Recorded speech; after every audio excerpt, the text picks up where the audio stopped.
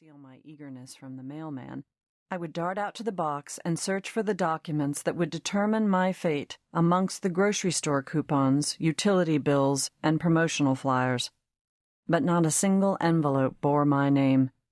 It seemed in those days the world only had one question for me, and it was not, "How are you feeling?" or "What is the state of your soul?" or "What is it you want from life?"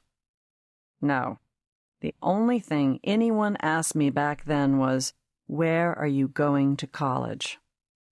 Everywhere I went, I felt as if I was being hounded by my own Greek chorus, and even though all those people hounding me quite possibly had good intentions and were genuinely interested in my future, after a while the questions started to feel like nothing more than a relentless interrogation. A dark room, a single chair, a blinding light in my eyes.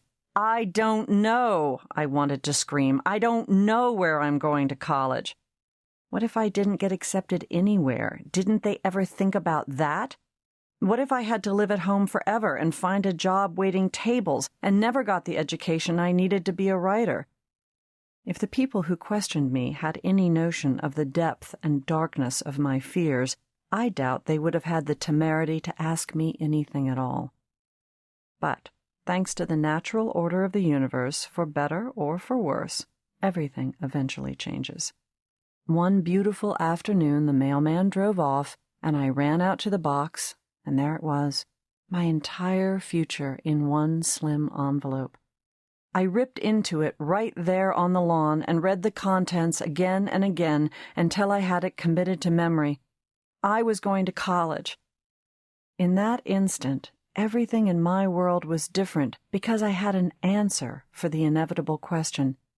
In a funny way, that was even more meaningful than the acceptance itself. When the aunt and the dentist and the best friend's mother asked me where I was going, I could reply with a level of nonchalance that made it seem there was never any doubt. "College? Why, I'm going to Sarah Lawrence." Oh, I was set. My sense of time was so underdeveloped that 4 years sounded like a glorious eternity. I had gotten into the school I wanted to go to, and I would stay there and never have to worry about the future again. Finally, I arrived on campus and lugged my suitcases up the stairs of the dreamy little house that was my dorm, put my toothbrush in my assigned toothbrush slot, and unpacked. I knew I wanted to be a writer, and so I thought it best to make myself well-rounded, since that's what a writer had to be.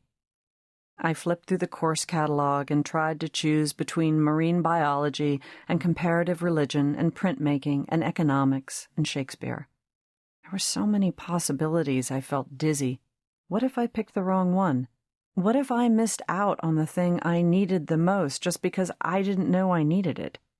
Back then, I thought that a person's education was defined by majors and minors, and that classes set down a map that would guide the rest of my life.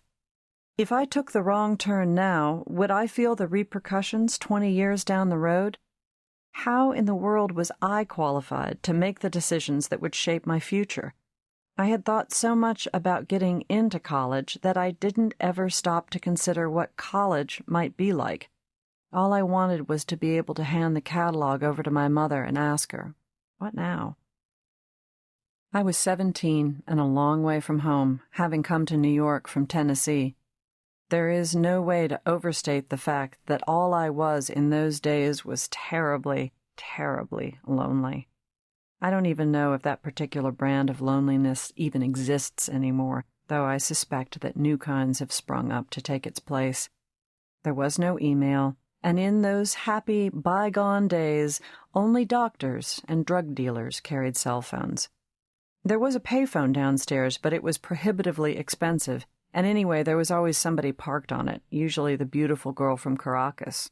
We called her the Venezuelan princess, and she had enough money to talk to her family in South America for hours on end.